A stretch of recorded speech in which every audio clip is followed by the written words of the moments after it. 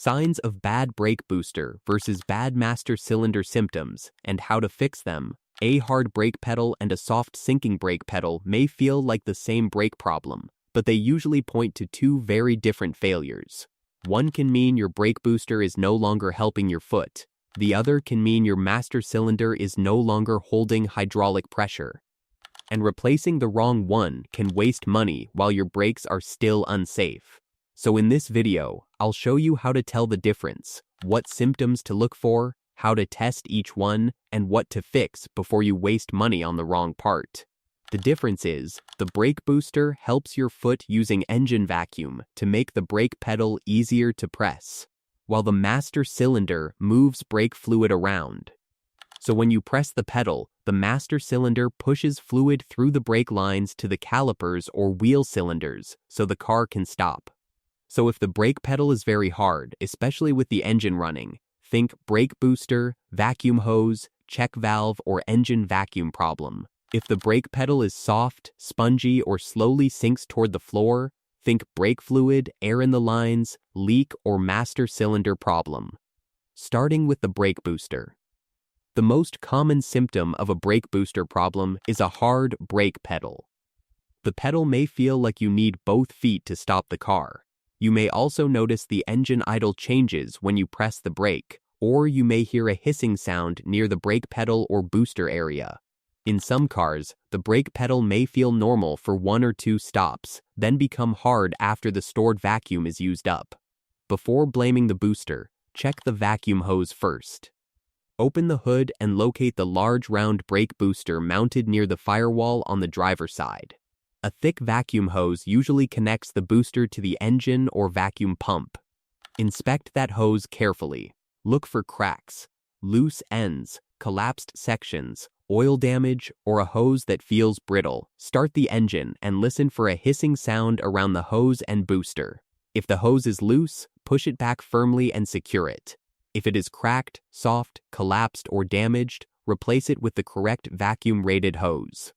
Do not use a random coolant or fuel hose if it is not designed for vacuum, because it can collapse and cause the hard pedal to return. Next, check the brake booster check valve. Its job is to let vacuum enter the booster and hold it there when engine vacuum drops. If this valve fails, the booster may not hold vacuum. To test it, turn the engine off and carefully remove the check valve from the booster or hose. Try blowing through it from both sides. Air should pass one way, but not the other. If air passes both ways, does not pass at all, or the valve is cracked, replace the check valve. This is much cheaper than replacing the whole booster and is one of the parts many people miss. Now test the booster itself. With the engine off, press the brake pedal several times until it becomes firm. This removes stored vacuum from the booster. Now keep your foot on the brake pedal and start the engine. If the booster is working, the pedal should drop slightly as vacuum assist comes in. If the pedal stays hard and does not move, the booster may not be receiving vacuum, or the booster may be bad. Before replacing the booster, confirm that the engine is actually producing vacuum. If your car has a gasoline engine, a vacuum leak, poor engine performance, or a disconnected hose can reduce vacuum. If your car is diesel, turbocharged, or uses an electric vacuum pump, the pump or its control system may be the issue. If there is no vacuum reaching the booster, fix the vacuum supply first. If vacuum is reaching the booster, the check valve is good, the hose is good, and the pedal still stays hard, then the booster itself is likely faulty. The fix for a bad brake booster is replacement. This is more involved than replacing a hose or check valve. In most cars, you disconnect the vacuum hose, unbolt or move the master cylinder forward carefully without bending the brake lines if possible. Disconnect the booster pushrod from the brake pedal under the dashboard. Remove the booster mounting nuts and pull the booster out from the firewall. Then install the new booster in reverse order. But here is the part you should not ignore. Some boosters require correct pushrod length or pedal free play adjustment. If the pushrod is too long, the brakes may drag. If it is too short, the pedal may have too much travel. So always compare the new booster with the old one and follow the service information for your vehicle.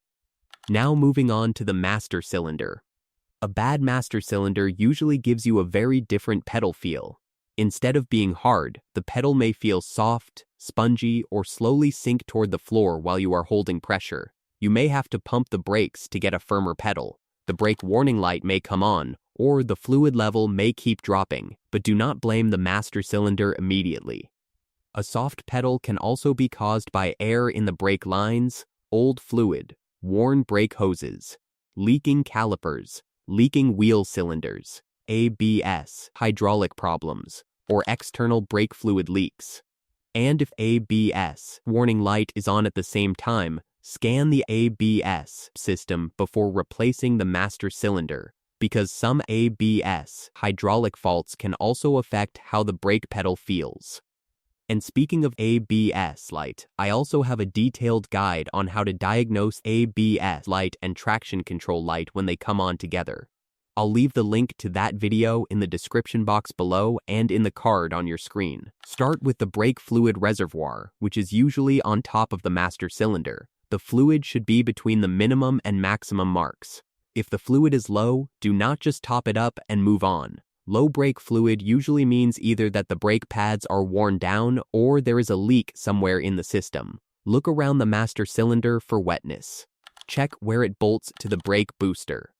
If you see brake fluid leaking between the master cylinder and booster, the rear seal of the master cylinder may be leaking.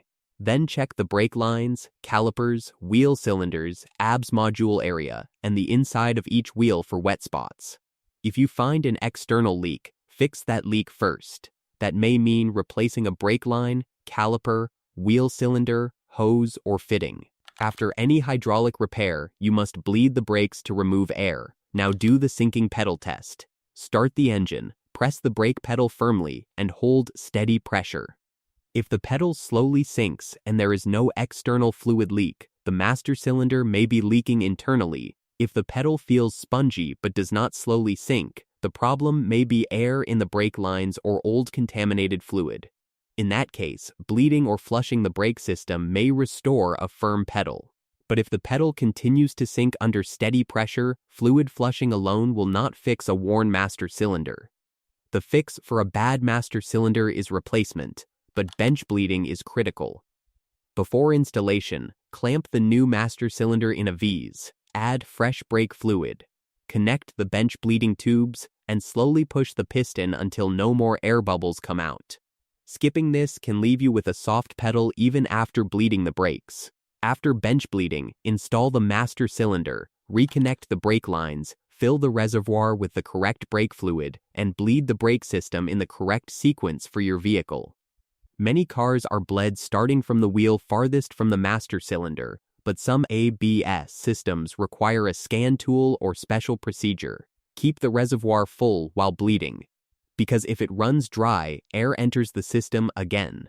A hard pedal usually means the brake assist is missing, so check the vacuum hose, check valve, vacuum supply, and brake booster. A soft or spongy pedal usually means air, old fluid, or a hydraulic issue. A pedal that slowly sinks usually points to a leak or master cylinder internal failure. If your brake pedal goes to the floor, the car does not stop properly, you see brake fluid leaking, or you have to pump the pedal to stop, do not keep driving. Tow the car or get it inspected immediately. For a hard pedal, test the vacuum hose, check valve, vacuum supply, then the booster. For a soft or sinking pedal, check fluid level, inspect for leaks, bleed the system, and replace the master cylinder only when the symptoms confirm it. If this helped you understand the difference between a bad brake booster and a bad master cylinder, subscribe to the channel, like and share this video, and you may also love to watch this other repair guide, Signs and Symptoms of Bad CV Joint and a Bad Wheel Bearing.